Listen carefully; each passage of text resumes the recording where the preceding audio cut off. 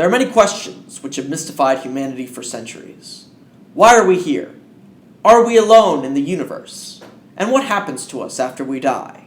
But the 2016 presidential campaign has revealed one more question, which is similarly difficult, if not more so, to answer. Who the hell is Jim Gilmore?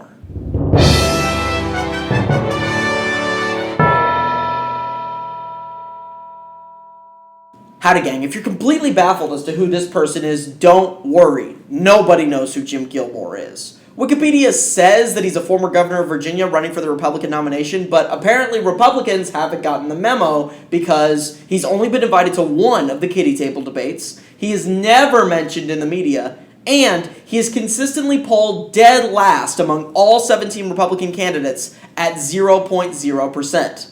Now, most polls have a margin of error of about 3%, meaning that it's just as likely that Jim Gilmore is getting 3% of the vote as it is that he's getting negative 3% of the vote. That means that in a group of 100 people, 3 people want to vote for the opposite of Jim Gilmore, which, I suppose, is Mariah Carey.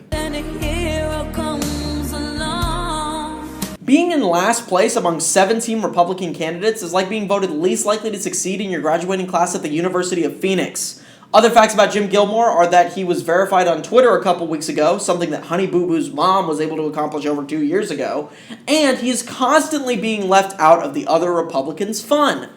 Every single Republican candidate was invited to participate in the CNN presidential debate, except Jim Gilmore. Every single one received a personalized invitation from Nancy Reagan, except Jim Gilmore. And Hillary Clinton sent a copy of her book, Hard Choices, sarcastically to every single Republican candidate except Jim Gilmore. Jim Gilmore is left out more often than that weird pale kid with the lisp that your mom keeps making you invite to your birthday party. And, like that kid, Jim Gilmore will show up if he's invited somewhere with his fucking Winnie the Pooh sleeping bag. Oh, bother. The only thing more baffling than Jim Gilmore himself are his supporters. Or should I say, his supporter. When Nancy Reagan didn't invite Jim Gilmore to the CNN debate, one man had this to say. Nancy, may I offer a suggestion? Recently, you have invited 16 GOP contestants running for the president, except Jim Gilmore, former Virginia governor. I suggest that you would reconsider your decision. I think you should invite Jim Gilmore, former Virginia governor, to the GOP presidential debate will be held in Ronald Reagan Presidential Library. If Republican Party wants to win the presidential race in 2016, then it needs to win Virginia. Jim Gilmore was former governor of Virginia. Enough, sir! I don't know what has led you to support Jim Gilmore so fervently, but if you have to remind someone 3 times in one comment who your candidate is, it's time to support a different fucking candidate! Were you really not satisfied with any of the other choices? You're like the person who goes into Baskin-Robbins, sees 31 delicious flavors at your disposal, and then chooses pistachio almond. Pistachio almond. When it comes to summarizing how I feel about Jim Gilmore's presidential campaign, Jim Gilmore himself puts it best in his announcement video. Why am I running? Well said. Finally, Jim Gilmore has responded to comments about his poor performance by insisting he's not going anywhere. And I'm inclined to agree. Baffled by the candidacy or lack thereof of former Virginia Governor Jim Gilmore, I took to Columbia University, one of the greatest intellectual havens on earth, full of bright, informed minds. Surely, if anyone knew more than me about why Jim Gilmore should be president, I would find them here.